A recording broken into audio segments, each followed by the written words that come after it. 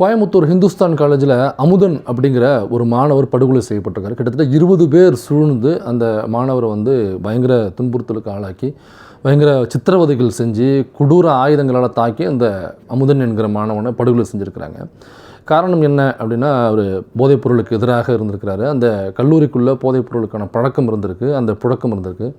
யாரெல்லாம் அந்த போதைப் பொருளுக்கு அடிமையாக இருந்திருக்காங்க அல்லது அந்த புழக்கத்தை யார் உள்ளே கொண்டு வந்திருக்காங்க உள்ளே இருந்துக்கிட்டு அப்படிங்கிறத உள்ள மேனேஜ்மெண்ட்டை ரிப்போர்ட் பண்ணியிருக்காரு. அதனால் அந்த ஆப்போசிட்டில் உள்ள போதைப் பொருளுக்கு பழக்கமான அல்லது அதை உள்ள புழக்கத்தில் கொண்டு வந்த அந்த சமூகத்துக்கு விரோதமான செயல்களை செய்யக்கூடிய நபர்கள் உள்ளேயே காலேஜுக்குள்ளே போய் தாக்கியிருக்கிறாங்க அமுதனை. அதனால் அந்த நிர்வாகம் ஹாஸ்டலை விட்டு ஒரு நீக்கியிருக்கு. இப்போ இப்படி ஒரு சம்பவம் நடக்கும் பொழுது அந்த நிர்வாகம் என்ன பண்ணியிருக்கணும்னாக்க, போதைப் பொருளுக்கு எதிராக ஒருத்தர் ரிப்போர்ட் கொடுத்துருக்காரு அந்த அமுதன் என்கிற மாணவர்.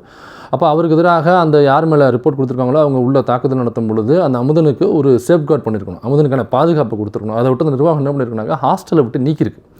ஹாஸ்டலை விட்டு நீக்கினதுனால வெளியில் தன்னுடைய ஃப்ரெண்ட்ஸ் தங்கியிருக்காங்க, ஒரு ரூமில் தங்கியிருக்கிறாள். இப்போ வீட்டில் ஃபோன் பண்ணி பேசும்பொழுது என்னப்பா அப்படின்னு கேட்கும்போது, இல்லைப்பா நான் வெளில ரூம் பார்க்கணும், அது வரைக்கும் நான் ஃப்ரெண்ட் ரூம் தங்கியிருக்கேன், இன்னும் எக்ஸாம்ஸ் வருது அல்லது படிக்கணும், அதனால் ஃப்ரெண்டு கூட கம்பைன் பண்ணி நான் இங்கே இருக்கேன், வேறு ரூம் பார்த்துக்கிட்டு இருக்கேன் அப்படிங்கிற செய்தி சொல்லியிருக்கிறாப்புல. இந்த சூழலில் தான் அந்த அமுதன் என்கிற மாணவர் வெளியிலையும் தொந்தரவுகள் வந்ததுனால வெளியில் உள்ள போலீஸ் ஸ்டேஷனில் போய் கம்ப்ளைண்ட் கொடுத்து இந்த மாதிரி இந்த போதைப் பொருள் உள்ள பழக்கத்தை கொண்டு வந்தவங்க, புழக்கத்தை ஏற்படுத்தினவங்க யார் யார் அப்படிங்கிற பட்டியலை கொண்டு கொடுக்குறாப்புல.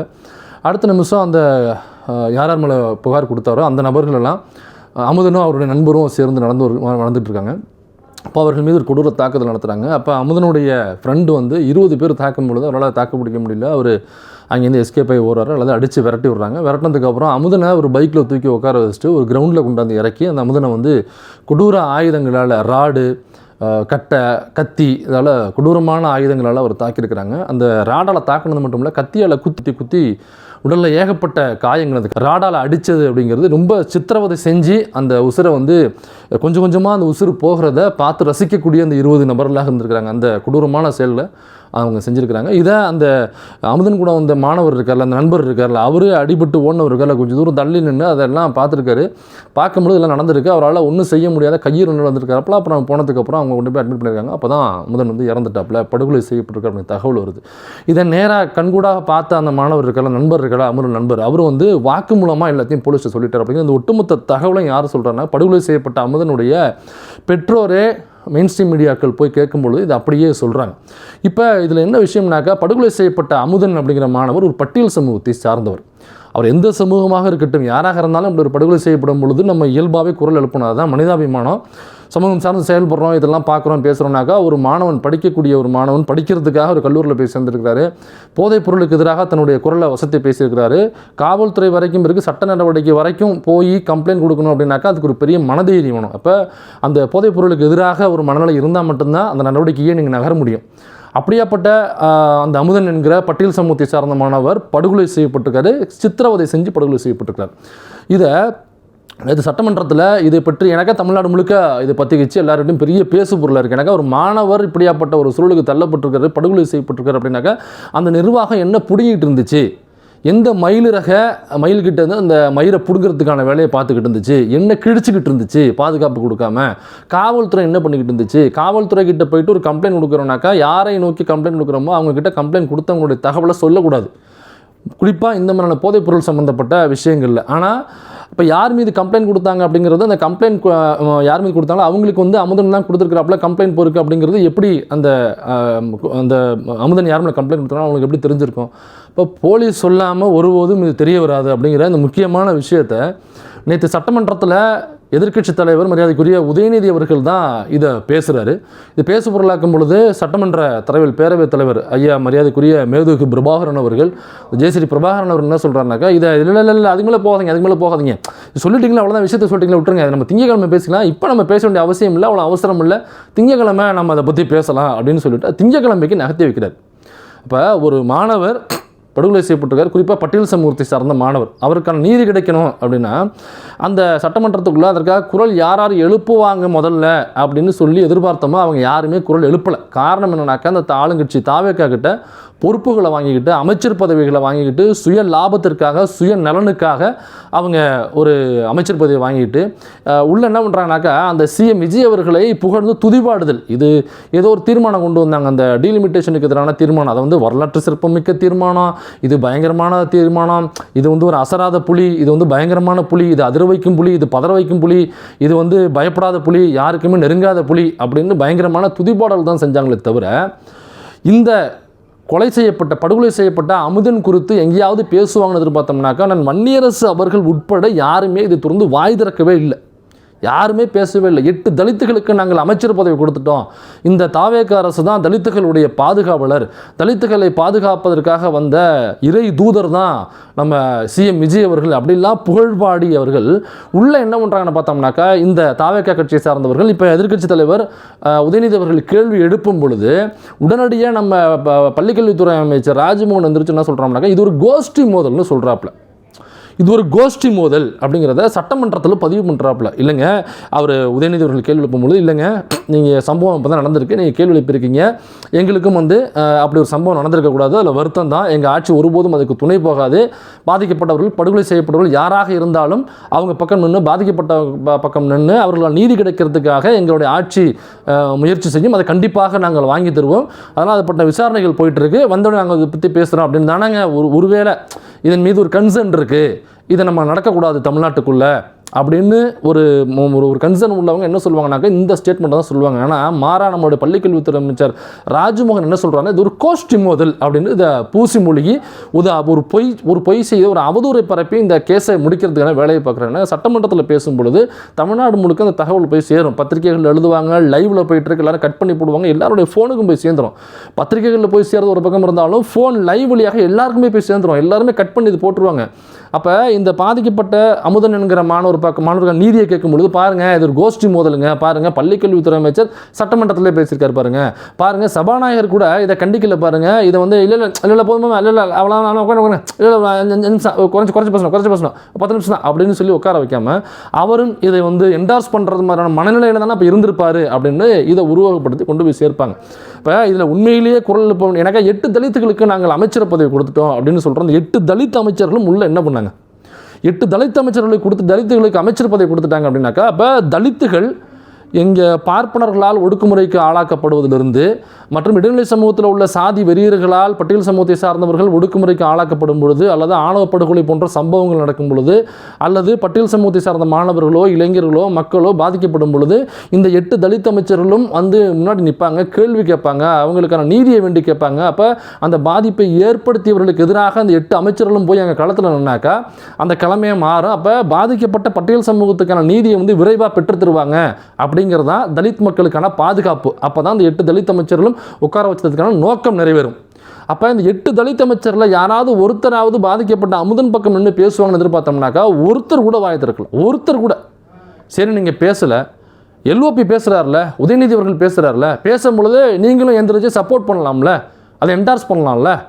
ஆனால் எதுவுமே பண்ணால விஜய் அவர்களை பற்றி பேசினா மட்டும் போதும் உடனடியாக இஞ்சி துதிப்பாடுறது, அவர் வந்து பயங்கரமானவர், அவர் பயங்கரமான ஒரு இவர், அவர் ஒரு செவுரு, அவர் ஒரு கவரு, அவர் வந்து அவர் அசகாய சூரனு, அவர் ஒரு வேலாயுதம், அவர் ஒரு சுறா, அவர் ஒரு கில்லி, அவர் ஒரு குருவி அப்படின்னு சொல்லி துதிப்பாடுறாங்களே தவிர, அதோட ஏதோ ஒரு எம்ஜிஆர் பாட்டி வர இவர் மரியவில்சன் வந்து பேசிகிட்டு இருக்கார், பாடிக்கிட்டு இருக்காப்புல, அவர் புகழ்ந்து பாருங்கள் எங்கள் தலைவர் இப்போ முதலமைச்சர் அவர் திருந்து அன்னைக்கு எம்ஜிஆர் அவர்களே எங்கள் தலைவரை புகழ்ந்து பாடியிருக்கிறார் பாருங்கள் அப்படின்லாம் பேசிகிட்டு இருக்காங்க. இங்கே படுகொலை செய்யப்பட்ட அமுதனுக்கு ஆதரவாக நீதி கிடைக்க வேண்டி யாராவது குரல் கொடுப்பாங்கன்னு பார்த்தோம்னாக்கா எதிர்க்கட்சி தலைவராக இருக்கக்கூடிய உதயநிதி அவர்களும் அவங்க கூட்டணியில் இருக்கக்கூடிய கட்சிகளும் தான் அதற்கு ஆதரவாக இருந்தாங்களே தவிர, இதை பேச வேண்டிய தலித்துகளுக்கு பாதுகாப்புனாங்க தலித் அமைச்சர் தான் பேசணுமா, ஏன் வேறு யாரும் பேச மாட்டாங்களா அப்படின்னு கேட்குற வாய்கள் இருக்குல்ல. இன்னைக்கு அதை கேட்டது, நேற்று சட்டப்பேரவையில் அதை கேட்டது உதயநிதி ஸ்டாலின் அவர்கள். 20 பேர் கொண்ட கும்பலான, அதுவும் அவர் கூட படிக்கக்கூடிய மாணவர்களாலையும் அடித்து கொல்லப்பட்டிருக்கிறார். அப்போ அவங்க கேட்கும்பொழுது இந்த 8 தலித் அமைச்சர்களும் அவருக்கு ஆதரவு அளிக்கணும்ல. அப்போ அவங்க ஆட்சியில், அதாவது தாவேக ஆட்சியில் இப்படியாப்பட்ட ஒரு சம்பவம் நடக்கும் பொழுது அதை குறித்து உண்மையை பேசிட்டோம்னாக்கா, இப்போ கட்சியில் பாருங்கள் தலித்துகளுக்கு பாதுகாப்பு இல்லை, தலித் இளைஞர்களுக்கு மாணவர்களுக்கு பாதுகாப்பு இல்லை அப்படின்னு மக்கள் கேள்வி கேட்க ஆரம்பிச்சிருவாங்க. அப்படிங்கிறதுக்காக இதை எப்படி பூசி மூழ்கி முடிக்க பார்க்குறாங்கனாக்கா இது ஒரு கோஷ்டி மோதல். கோஷ்டி மோதல்னா என்ன அர்த்தம்? சம்பந்தப்பட்ட அந்த மாணவர்களோடு மற்ற மாணவர்களுக்கு ஏற்பட்ட ஏற்கனவே இருந்த ஒரு கோஷ்டி மோதலின் காரணமாக. கோஷ்டி மோதலாம் முதல்ல என்ன அர்த்தம்னு நான் கேட்குறேன். கோஷ்டி முதல்னா நான் கேட்கும்பொழுது உங்களுக்கு என்ன பொருள் புரியும்? அப்போ கோஷ்டி முதலாக 2 கோஷ்டி. அப்போ இந்த படுகொலை செஞ்சது ஒரு கோஷ்டி, படுகொலை செய்யப்பட்ட இந்த அமுதன் வந்து ஒரு கோஷ்டியை சார்ந்தவர் அல்லது கோஷ்டியினுடைய தலைவர் இவர். இப்போ கோஷ்டினாக்கா ஒரு கொள்ளை கூட்டத்தை நம்ம கோஷ்டின்னு சொல்லுவோம். இது ஒரு கோஷ்டி மோதல் அப்படின்னாக்கா 2 கோஷ்டிகளுடைய மோதல்னு சொல்லுவோம். அமுதன் என்கிற ஒரு தனிநபர் 20 நபர்களால் சேர்ந்து படுகொலை செய்யப்படும் பொழுது, அதுவும் சித்திரவதை செஞ்சு அணுவாக அதை ரசித்து அதை கொலையை செஞ்சுருக்காங்கனாக்கா இது எப்படிங்க கோஷ்டி மோதலாகும்? அமுதன் என்கிற தனிநபர் எப்படி கோஷ்டி ஆவார்? எனக்கு புரியலையே.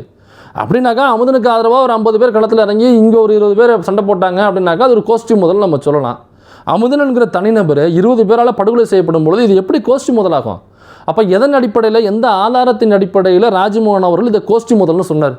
ஏன்னா கீர்த்தனா அவர்கள் சொல்கிறாங்க, அமைச்சர் கீர்த்தனா அவர்கள் ஹுசூரில் வந்து ஏர்போர்ட் வரப்போகுது, அதனால் கர்நாடகா ஆந்திராவெலாம் அதை எடுத்துகிட்டு போகிறதுக்கு ரொம்ப தயாராக முன்முனைப்போடு இருக்காங்க.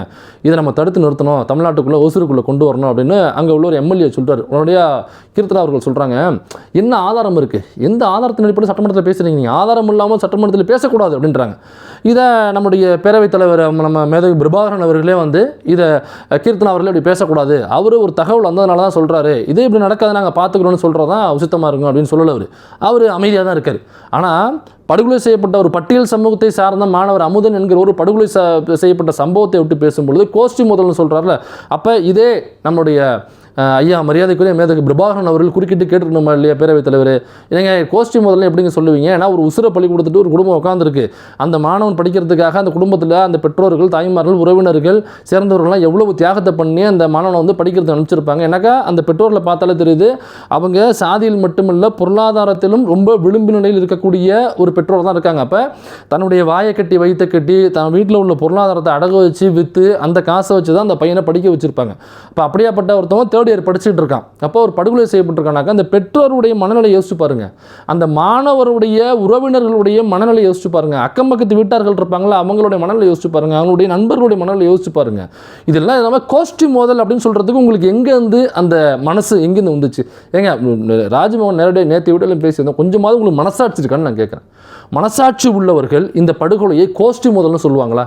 மனசாட்சி அற்றவர்கள், மனசாட்சி இல்லாதவர்கள் தான் இதை கோஷ்டி முதல்னு சொல்லுவாங்க. ராஜ்மோகனை சார்ந்தவர்கள் அல்லது அவருடைய உறவினர்கள் வீட்டில் உள்ள ஒரு பையனுக்கு இப்படி நடந்துருச்சுன்னு வச்சுங்க, இவர் இதே மாதிரி தான் சட்டமன்றத்தில் இது ஒரு கோஷ்டி முதல்னு சொல்லி முடிப்பாரா? அல்லது அவங்க கட்சியில் உள்ள அமைச்சர்கள் சார்ந்த உறவினர்கள் வீட்லேயோ அந்த எம்எல்ஏக்கள் சார்ந்த உறவினர்கள் வீட்லேயோ இப்படி ஒரு படுகொலை நடக்கக்கூடாது, அப்படி நடக்கிறது நம்ம விரும்பலைங்கிறது வேறு விஷயம். ஆனால் அப்படி ஒருவேளை நடந்துச்சு அப்படின்னாக்கா அதை பள்ளிக்கல்வித்துறை அமைச்சர் வந்து இதை கோஷ்டி முதல்னு சொல்லுவாரா? சொல்லும் பொழுது சிஎம் விஜய் அவர்கள் சிரிச்சுக்கிட்டே அதை வேடிக்கை பார்ப்பாரா? அப்போ யார் விட்டு புள்ளியோ யார் விட்டு உசுரோ தானே. அப்போ இந்த ஆட்சிக்கு களங்கம் வந்துடக்கூடாது. நம்ம வந்து 8 தலித் அமைச்சர்கள் அப்படின்னு சொல்லி தலித்துகளுக்கு பாதுகாவலர்கள்னு சொல்லி நம்ம தலித்துகளோட ஓட்டெல்லாம் இங்கே வாங்கியிருக்கோம். அப்போ அந்த ஓட்டுக்கு பாதிப்பு வந்துடக்கூடாது. அப்போ அந்த வீட்டுக்கு பாதிப்பு வரலாம், அந்த அமுதன் என்கிற நபருக்கு பாதிப்பு வரலாம், அமுதன் என்கிற குடும்பத்துக்கு பாதிப்பு வரலாம், ஒரு உசுறு பழி போகலாம் பட்டியல் சமூகத்தை சார்ந்தவர். ஆனால் உங்களுக்கு ஓட்டு மட்டும் வேணும். அதுக்கு என்ன பண்ணுவீங்க பாருங்கள், 8 தலித் அமைச்சர்கள் பாருங்கள், 10 தலித்துகளுக்கு நாங்கள் அமைச்சர் பதவி கொடுத்துட்டோம், கொடுத்து என்ன பிரயோஜனம்னு கேட்குறேன். அந்த 8 பேரில் யாராவது ஒருத்தராவது அதற்கு எதிராக குரல் கொடுத்தாங்களா? இப்போ இந்த பாருங்கள், வேங்கை வேலுக்கு ஏன் சிஎம் வரல, வேங்கை வேலுக்கு ஏன் இவர் வரல, வேங்கை வேலுக்கு ஏன் அவரு வரல? அப்போ இந்த திமுக என்கிற கட்சி வந்து தலித்துகளுக்கு எதிரான கட்சி, தலித் விரோத கட்சி அப்படின்னு பேசின அந்த வாய்கள், அந்த கட்சியை சார்ந்தவருடைய வாய்கள், அந்த அமைப்பை சார்ந்தவருடைய வாய்கள், அந்த சோஷியல் மீடியாவில் அந்த நேரட்டிவ் செட் செய்த அந்த வாடகை வாய்கள் இன்றைக்கி எங்கே போச்சு? ஏன்னா நான் ஒரு தலித் அப்படிங்கிற ஒரு அடையாளத்துலேருந்து பாருங்கள், வேங்கை வேலுக்கு நான் ஒரு தலித்து, அங்கே ஒரு தலித்து பாதிக்கப்பட்டிருக்கான், அப்போ அந்த வேங்கை வேலுக்கு வந்து சிஎம்மோ மற்றவர்களோ வரலை. அப்போ இந்த திமுகங்கிற கட்சி தலித்துகளுக்கு எதிரான கட்சி அப்படின்னாக்கா ஒரு தலித் ஐடென்டிட்டிலேருந்து ஒருத்தர் பேசும்பொழுது தலித் மக்கள்லாம் ஆமாம் பாருங்கள் ஒரு தலித்துக்கு நடக்கும் பொழுது பாருங்கள் சிஎம் போகலை, அப்போ இதை விட உங்களுக்கு வேறு முக்கியமான வேலை இருக்கா அப்படின்னு ஈஸியாக உங்களுக்கு அந்த நேரட்டிவில் நம்ம போய் செட் ஆயிடுவோம். தலித் அப்படின்னு ஐடென்டிட்டி பேசும்போது தலித் மக்கள் ஈஸியாக அதில் ஈல்டாயிடுவாங்க. அப்போ உண்மையிலேயே நீங்கள் அன்னைக்கு அங்கே பாதிக்கப்பட்ட தலித் மக்களுக்கு ஆதரவாக நீதி கிடைக்கணுங்கிற ஒரே ஒரு நோக்கம் தான்.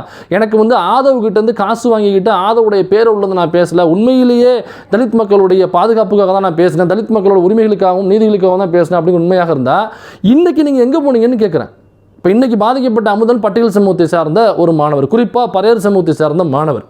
அப்போ இன்றைக்கி அந்த கட்சிகள்லாம் எங்கே போச்சுன்னு நான் கேட்குறேன். அன்னைக்கு வேங்கை வயலில் ஆர்ப்பாட்டம் போராட்டம் பண்ண கட்சிகள் இன்றைக்கி ஏன் இதுக்கு ஆர்ப்பாட்டம் போராட்டம் பண்ணல? அன்றைக்கி வேங்கை வயலை குறித்து தொடர்ந்து யூடியூப்பில் பேசின அந்த ஆதவர்ஜுனாவுடைய பேரோவில் இருக்கக்கூடிய அந்த வாடகை வாய்கள் இன்றைக்கி ஏன் அமுதன் என்கிற படுகொலை செய்யப்பட்ட அந்த பட்டியல் சமூக மாணவருக்கு ஆதரவாக நீதி கிடைக்கணும் அப்படின்னு சொல்லிட்டு எந்த யூடியூப் சேனலும் யாரும் பேசவே இல்லையே. எங்க மெயின் ஸ்ட்ரீமில் இது பதிவாகவே இல்லை. இதை கேரி ஃபார்வர்ட் பண்ணவே, இதை என்டார்ஸ் பண்ணவே இல்லை. இதை பற்றி பேசவே இல்லை. இதை பற்றின செய்திகளே வரல. உதயநிதி பேச என்டார்ஸ் பண்ணுவாங்கன்னு பார்த்தோம்னாக்கா அதையும் பண்ணவே இல்லை. மெயின் ஸ்ட்ரீம் மீடியாவோ பேப்பரோ குறிப்பாக தந்தி எடுத்து பாருங்கள், இதை பற்றின பொட்டி செய்தி கூட கிடையாது. ஒரு பொட்டி செய்தி கூட கிடையாது. ஏன்னாக்கா அவங்களுக்கு பெட்டி பேருக்கும், அதனால் பொட்டி செய்தி கிடையாது. ராஜ்மோகன் விட்டு அப்படி தான் பட்டிமன்றத்தில் பேசுகிற மாதிரி பேசுவாப்புல. அவருக்கு புரியணுங்கிறதுக்காக இந்த பஞ்சை நம்ம பேசுகிறோம். அப்போ அன்றைக்கி இப்போ வந்து பேச வேண்டியது பட்டியல் சமூகத்தினை என்னங்க 100 நாளில் 12 ஆணவ படுகொலைகள் நடந்திருக்கு. இப்போ இந்த அமுதனுடைய படுகொலையை சேர்க்காமல் நான் சொல்கிறேன். அப்போ இந்த அமுதன் என்கிற பட்டியல் சமூகத்தை சார்ந்த மாணவர் படுகொலை செய்யப்படும் பொழுது நம்ம அண்ணன் கவிடன்ஸ் எதிர்ப்பார். அவர் என்ன பண்ணுறாரு, அவரே ஒரு பதிவு மட்டும் போட்டிருக்காரு. அது என்னன்னாக்கா சிஎம் விஜய்க்கு வலிக்காமல், தாவேகா ஆட்சிக்கு வலிக்காமல், தாவேகா கட்சிக்கு வலிக்காமல், மக்கள் மத்தியில் இந்த தாவேகாங்கிற கட்சி ஆட்சியில் இப்படி நடந்திருக்கு, விஜயனுடைய ஆட்சியில் இப்படி நடந்திருக்குங்கிற செய்தியை கொண்டு போய் சேர்க்காம இப்படி ஒரு பட்டியல் சமூகத்தை சார்ந்த மாணவர் படுகொலை செய்யப்பட்டிருக்கிறார். தாவேகாவில் உள்ள அமைச்சர்கள் சட்டமன்றத்தில் இதை கோஷ்டி மோதல் என்று பேசியிருக்கிறார்கள். இது பேசியது முற்றிலும் அயோக்கியத்தனமானது. அவருக்கு படுகொலை செய்யப்பட்ட மாணவருக்கு நீதி கிடைக்க வேண்டும். நான் கள்ளக்குறிச்சி செல்கிறேன். இது போஸ்டாது இல்லை, இது ஒரு பதிவான்னு கேட்குறேன். என்னக்கா நான் இதுக்கு பாருங்கள், நான் ஒரு பதிவு போட்டிருக்கேன் இதுக்கு அப்படிங்கிற மாதிரியான ஒரு பதிவை தவிர உண்மையிலே பட்டியல் சமூகத்துக்கான அந்த மக்களுக்கான பாதுகாப்புக்காக தான் நான் போராடுறேன், அவங்களுடைய உரிமைகளுக்காக தான் போராடுறேங்கிறது உண்மையாக இருக்கும் பட்சத்தில் நீங்கள் இந்நேரம் சிஎம் எழுத்து வச்சு கேள்வி கேட்கணுமா இல்லையா? சட்டமன்றத்தை பார்த்தீங்களா இல்லையா? ராஜமோகன் எழுத்து வச்சு கிழிச்சிருக்கணுமா இல்லையா? அந்த 8 தலித் அமைச்சர்களும் சட்டையை பிடிச்சி கேள்வி விட்டுருணுமா இல்லையா? அப்போ எந்த கேள்வியும் கேட்காம நீங்கள் சைலண்ட்டாக அதை கடந்து போய் பாருங்கள் நானும் வந்து தலித்துகளுக்காக தான் போராடுறேன் அப்படிங்கிற மாதிரி பேருக்காக ஒரு பதிவு போடுறீங்கனாக்கா நீங்களும் சுயநலவாதி. நான் ஓப்பனாக டிக்ளேர் பண்ணுறேன், நீங்களும் சுயநலவாதி. நீங்கள் இந்த ஆட்சியில் எல்லாருக்கும் வாரியம் அது இதுன்னு அதேமாதிரி உள்ளே போயிட்டு தனக்கு ஒரு வாரியமோ அல்லது ஏதோ ஒரு அரசு பதவியோ ஏதோ ஒன்று வாங்கிறதுக்காக நீங்கள் பிட்டை போட்டு வெயிட் பண்ணிட்டுருக்கீங்க. அப்போ இதை பெருசாக வெளியில் கொண்டு வந்து பாருங்கள், இப்படி ஒரு பட்டியல் சமூகத்தை சார்ந்த அமுதன் என்கிற மாணவன் படுகொலை செய்யப்பட்டிருக்க அந்த ஆட்சியில் அப்போ பாதுகாப்பு இல்லை, மாணவர்களுக்கு பாதுகாப்பு இல்லை, போதையை ஒழிக்கிறோன்னு சொல்கிறாங்க. போதைக்கு எதிராக குரல் கொடுத்த அந்த படுகொலை செய்யப்பட்ட அமுதன் என்கிற பட்டியல் சமூகத்தை சார்ந்த மாணவரையே திரும்ப குற்றவாளியாக்குறாங்க. பாருங்கள், அவர் இப்போ அந்த நிர்வாகம் என்ன சொல்லுது, ஹிந்துஸ்தான் காலேஜ் நிர்வாகம் அந்த படுகொலை செய்யப்பட்ட அமுதன் என்கிற மாணவனே குற்றவாளின்னு சொல்லுது. இது எவனாவது செய்வானா? வேங்கை வேலில் அன்னைக்கு இப்போ குரல் எழுப்பினீங்களா, இப்போ எங்கே போனீங்கன்னு கேட்குறேன். அப்போ வேங்கை வேலில் பாதிக்கப்பட்ட தலித் மக்களுக்கு நீதி கிடைக்கணும்னு நீங்கள் குரல் எழுப்பலை. நீங்கள் ஆதை வீட்டை பேரோலில் பேமெண்ட்டு வாங்கிக்கிட்டு அந்த காசுக்காக வேலை செய்யணும் அப்படிங்கிறதுக்காக அதை வச்சுக்கிட்டு ஒரு நேரட்டிவ் செட் பண்ணணும். அப்போ ஒரு சுய லாபம், ஒரு சுயநலன். இது அப்படி பண்ணோம்னாக்கா தலித்துகள் ஓட்ட அப்படியே தாவேக்கா கொண்டு போய் சேர்க்கலாம். அப்புறம் தாவேக்கா ஆட்சி வந்துருச்சுனாக்கா ஒரு வாரியம் வாங்கிக்கலாம், அல்லது அரசு பதவி வாங்கிக்கலாம், அல்லது உள்ள ஏதோ காசு வர்ற ஒரு பதவியோ ஒரு அமைச்சர் பதவியோ ஏதோ ஒன்று வாங்கிட்டு அப்படியே நம்ம லைஃப்பை செட்டில் பண்ணிக்கலாம். அல்லது அரசுகிட்டேருந்து சேரக்கூடிய ஏதாவது நலன்கள் இருந்துச்சுனாக்கா அதை நம்ம நலனை பெற்றுக்கணும் அப்படிங்கிறத உங்களோட நோக்கமாக இருக்கணுமே தவிர தலித் மக்களுடைய பாதுகாப்பு உரிமைகளை மீட்கணுங்கிற ஒரு துளி அளவு கூட உங்களுடைய மனசில் இருக்கிறது வாய்ப்பு கிடையாது. இப்போ ஒட்டுமொத்த மக்களும் கேள்வி கேட்கணும். இப்போ தலித்துகளுக்காக போராடுற கட்சி, தலித்துகளுக்காக போராடுற அமைப்புன்னு சொல்லிக்கிறவங்களாம் இப்போ எங்கே ஓடி போய் ஒளிஞ்சிருக்காங்கன்னு கேட்குறேன். இந்த 12 ஆணவ படுகொலைகளுக்காக ஆணவ படுகொலைக்கான அவசர சட்டம் அப்படி நிறைவேற்றணும்னு சொல்லிட்டு ஏற்கனவே மேலாள் நீதிபதி பாட்ஷாரோட தலைமையில் திமுக பிரிவிலேயே ஒரு குழு அமைச்சாங்க. அப்போ அந்த குழுவை வந்து தாவேகா பிரிவில் திரும்ப அது கேள்வியாக எழுப்பும் பொழுது அந்த குழுவை திரும்ப ஆக்டிவேட் பண்ணுறாங்க. அப்போ அதில் கவிடன்ஸ் எதிர்வர்களும் உள்ளே போகிறாரு. இதில் அப்போ உள்ளே போகும்பொழுது அவரே வெளியில் வந்து சொன்ன தகவல் என்னன்னாக்கா, இந்த ஆணவ படுகொலைக்கு எதிரான சட்டத்தை உருவாக்கணும் அப்படிங்கிறதுல வன்னியரசு அவர்கள் முனைப்போடு இருக்கிறார். அவர் சிறப்பாக செயல்படுகிறார், திறம்பட செயல்படுகிறார். ஆனால் இந்த தாவேகா ஆட்சியில் இந்த அரசில் உள்ள அரசு அதிகாரிகளோ இந்த தாவேகா அரசாங்கமோ இதற்கு துளியளவும் உதவி செய்யவில்லை. துளியளவும் இந்த முன்னெடுப்புக்கு அவர்களுடைய உழைப்பை பங்களிப்பை செலுத்த மறுக்கிறார்கள் அப்படிங்கிற தகவலை கவிடன்ஸ் எதிரவர்களே வெளில வந்து சொன்னாப்புல. அப்போ இதெல்லாம் பெரிய பேசு பொருளாக இருக்கணும்ல. அன்னைக்கு கேள்வி கிட்ட சோஷியல் மீடியாவில் நானும் ஒரு தலித் அப்படின்னு சொல்லிக்கிட்டு இன்றைக்கி எழுதுறவங்க திமுக பிரிலேருந்து எழுதுறாங்களா தலித்துகளுக்கு எதிரான கட்சி, தலித்துகளுக்கு எதிரான கட்சி திமுகன்னு, அவங்கெல்லாம் இப்போ ஏன் பேச மாட்டேங்கிறாங்க? அப்போ உண்மையிலேயே உங்களுக்கு தலித்துகளுடைய நலன், தலித்துகளுடைய உரிமைகள் அப்படிங்கிறதா உங்களுடைய நோக்கமாக இருக்கும் பட்சத்தில் தலித்துகள் 12 பேர் ஆணவ படுகொலை செய்யப்பட்டிருக்காங்க 100 நாளில். நீங்கள் திமுக பிரிவில் எடுத்துக்கிட்டிங்கனாக்கா வேங்கை வயல், கவின் ஆணவ படுகொலை, இப்படி 2-3 தான் நம்ம சொல்ல முடியும். அதுவும் நடக்கக்கூடாது, அதில் மாற்றுக்கிறது இல்லை. அன்னைக்கு அந்த சம்பவம் நடக்கும் பொழுது நாம் பாதிக்கப்பட்டவர்கள் பக்கம் தான் நின்னோம். நாம் இதே வேங்கை வயல் மேட்டரில் வேங்கை வயலில் பாதிக்கப்பட்ட மக்கள் பக்கம் தான் நம்ம நின்று பேசணும். அன்றைக்கி சிஎம் அவர்கள், அன்றைய சிஎம் முன்னாள் முதலமைச்சர் ஸ்டாலின் அவர்கள் கூட ரங்கராஜ் பாண்டேவுடைய அப்பாவுடைய டெத்துக்கு போனார். ஆனால் இங்கே வரல அப்படிங்கிற செய்தி, ஆமாம் இது தவறு தானே அப்படின்னு சொல்லிட்டு இதே மேட்டரை நாம் எடுத்து பொலன்னு பொழந்திருக்கோம். திமுகவே, மு க ஸ்டாலின் அவர்களே பொலன்னு பொழந்திருக்கோம். இதே மாதிரி அன்னைக்கு தூய்மை பணியாளர்களுக்கான ஒரு போராட்டம் நடக்கும் பொழுது, சென்னையில் நடக்கும் பொழுது கூலிப்படம் பார்க்க போகிறாரு. எங்களுக்கான கூலிகளுக்காக தலித்துகள் அதிகமாக இருக்கக்கூடிய தூய்மை பணியாளர் வேலைக்கு கூலி அதிகமாக கிட்ட கேட்குறோம், அல்லது பணி நிரந்தரம் கேட்குறோம். ஆனால் கூலி படத்துக்கு போகிறாங்க, இந்த கூலியை அவங்க பார்க்க மாட்டேங்கிறாங்க அப்படின்னு சொல்லும் பொழுது பாதிக்கப்படுகின்ற தூய்மை பணியாளர்கள் பக்கம் தான் அன்றைக்கி நம்ம நின்று பேசணும். அன்றைக்கி திமுகவை கொஷின் பண்ணோம். அப்போ யார் பாதிக்கப்படுறாங்களோ அவங்க பக்கம் நின்று பேச வேண்டும் என்கிற பெரிய தந்தை பெரியார் அவருடைய நிலைப்பாட்டில் நாம் மாறலை. ஆனால் இவங்க என்ன பண்ணுறாங்க, அம்பேத்கர் எங்களுடைய கொள்கை தலைவர், பெரியார் எங்களுடைய கொள்கை தலைவர்னு சொல்லிக்கிற இந்த தலித் அமைப்புகள் என்று தன்னை சொல்லிக்கொள்கிற, தலித் கட்சிகள் என்று தன்னை சொல்லிக்கொள்கிற இந்த அமைப்புகளோ கட்சிகளோ இந்த தாவேகா பிரிவில் தலித்துகள் பாதிக்கப்படுவதை ஒரு மூச்சு கூட விட மாட்டேங்கிறாங்களே, ஒரு பொட்டு மூச்சு கூட விட மாட்டேங்கிறாங்க. அமுதன் பட்டியல் சமூகத்தை சார்ந்தவங்க செய்தியே வரல. சோஷியல் மீடியா மூலமாக நம்ம பேசி தான் இப்போ மக்கள்கிட்ட ஓரளவுக்கு போய் சேர்ந்துருக்கு. இதை மெயின் ஸ்ட்ரீம் மீடியா அதை கவர் பண்ணணுமா இல்லையா, அதை போடணுமா இல்லை, இது பேசு பொருளாக்கணுமா இல்லையா?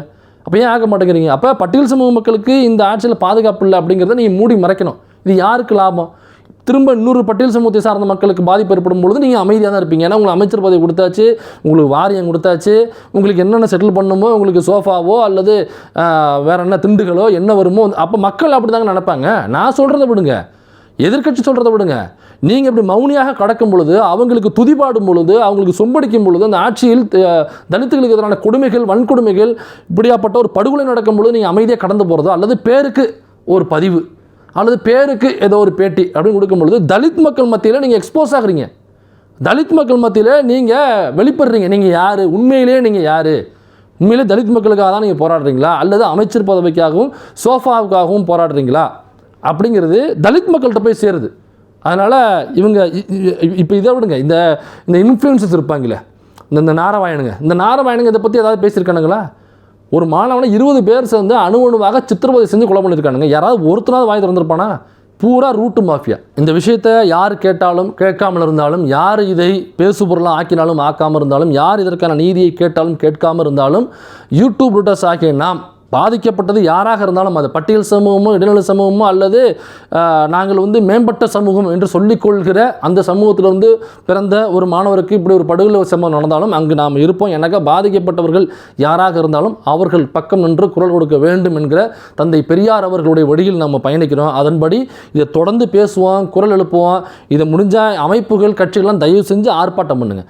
இந்த படுகொலை செய்யப்பட்ட அமுதனுக்கு நீதி கிடைக்கணும். கோஷ்டி மோதல்னு சொல்லி படுகொலை செய்யப்பட்டவனே திரும்ப குற்றவாளி ஆக்கிறது, அப்போ உங்களுடைய மனநிலை என்ன மனநிலை? நீங்கள் எனக்கு இதே ராஜ்மோகன் அவர்கள் பள்ளிக்கல்வித்துறை அமைச்சராகும் பொழுது தலித் வாய்ஸ்ன்னு சொல்லிட்டு ஒரு ட்விட்டர் ஐடி இருக்கும். தலித்துகளுக்கு எதிராக நடக்கக்கூடிய கொடுமைகள்லாம் அவங்க போடுவாங்க. நம்மளே நிறைய என்டார்ஸ் பண்ணி அதை பேசியிருக்கோம், அதை ஆதாரமாகவும் காமிச்சிருக்கோம், அதை நம்ம ட்விட்டர்லையும் பேசியிருக்கோம், வீடியோக்கள்லையும் பேசியிருக்கோம். ஆனால் இந்த தலித் வாய்ஸ் அப்படிங்கிற ஐடி என்ன பண்ணுறாங்க பாருங்கள், ஒரு தலித் லீடர் எமர்ஜ் ஆகி வர்றார். யார்? ராஜ்மோகன் அவர்கள். தலித் பிரச்சனைக்கு ராஜ்மோகன் எங்கே போராடிருக்காரு? நாம் கேட்கல, ஆனால் ரஞ்சித் அவர்களே கேட்குறாரு. ரஞ்சித் அவர்களே ராஜ்மோகன் தலித்துங்கிறதே அவர் எக்மோரில் நிற்கும் போது எங்களுக்கே தெரியும் எந்த தலித் பிரச்சனைக்கு ராஜ்மோகன் குரல் கொடுத்துருக்காரு, எங்கே நின்றுருக்காரு அப்படின்னா நான் ரஞ்சித் அவர்களே கேட்டு நான் போய் நின்றுருக்கேன். நான் ஒரு ஓபிசி, நான் ஓபிசிங்கிறதுனால நான் ஒரு பெரிய வளத்தின்லாம் நான் சொல்ல வரல. நான் ஏன் ஓபிசி திரும்ப சொல்கிறேன், இதே ஓபிசியில் சாதி வெறியோட சாதி மனநிலை இருக்கவனை திரும்ப இங்கே கொண்டு வரணும் அப்படிங்கிறதுக்காக தான் பாருப்பா நான் திருந்தி வந்திருக்கேன், நீ திருந்தி வா அப்படிங்கிறத தான் நான் அண்டர்லைன் பண்ணுறேன். அப்போ நாம் எனக்கு ராஜ்மோகன் எங்கே குரல் நாம் போய் பேசியிருக்கோம், குரல் கொடுத்துருக்கோம், ஆர்ப்பாட்டம் போராட்டத்தில் பங்கெடுத்துருக்கிறோம், அவ்வளோ வேலைகள் செஞ்சுருக்கோம். நம்மளால் எந்தெந்த வகையில் வழி செய்ய முடியுமோ அதற்கான வேலைகளை செய்ய முடியுமோ, அல்லது பங்களிப்பு செலுத்த முடியுமோ, அல்லது கரம் கோர்க்க முடியுமோ எல்லா இடத்துலையும் நம்ம செஞ்சுருக்கோம். ஆனால் ராஜ்மோகன் இது வரைக்கும் பட்டியல் சமூகத்துக்கு எதிராக நடந்த கொடுமைகளை பற்றி ஏதாவது எங்கேயாவது ஒரு ஆர்ப்பாட்டத்தில் போராட்டத்தில் ஒரு மைக்கு பிடிச்சி பேசி பார்த்துருக்கீங்களா? இப்போ சட்டமன்றத்தில் பேசுகிறார்ல, ஏதோ ஒரு ஆர்ப்பாட்டத்தில், ஒரு போராட்டத்தில், ஒரு கருத்தரங்கத்தில் பட்டியல் சமூகத்துக்கு நடக்கக்கூடிய கொடுமைகளை பற்றி பேசியிருக்காரா? பேசுவார். எப்போ திரும்ப பேசுவார்? அவருக்கு 50,000 கொடுத்தீங்கன்னா பேசிட்டு போவார். அதே வேறு ஏதாவது மயிலாப்பூர்லேருந்து நாங்கள் பாதிக்கப்படுறோம் அப்படின்னு சொன்னாக்க அங்கே 50,000 கொடுத்து அங்கே போடுவாப்பில். இப்படியாப்பட்டவர் தான் ராஜ்மோகன். இப்போ இவரை இப்போ இந்த 8 தலித் அமைச்சரை கொண்டு வந்துட்டோன்னு சொன்ன தாவேக்கா ஏன் மௌனமாக இருக்குது? மௌனமாக இருக்கிறதாண்டி எப்படி கோஷ்டி மோதல்னு சொல்லுது? இதை தயவு செஞ்சு எல்லோரும் குரல் எழுப்பணும். இதில் படுகொலை செய்யப்பட்ட அமுதன் என்கிற அந்த பட்டியல் சமூகத்தை சார்ந்த மாணவரின் பக்கம் நிற்க வேண்டும். அவருக்கு நீதி கிடைக்கும் முறை நாம் தொடர்ந்து குரல் எழுப்ப வேண்டும்.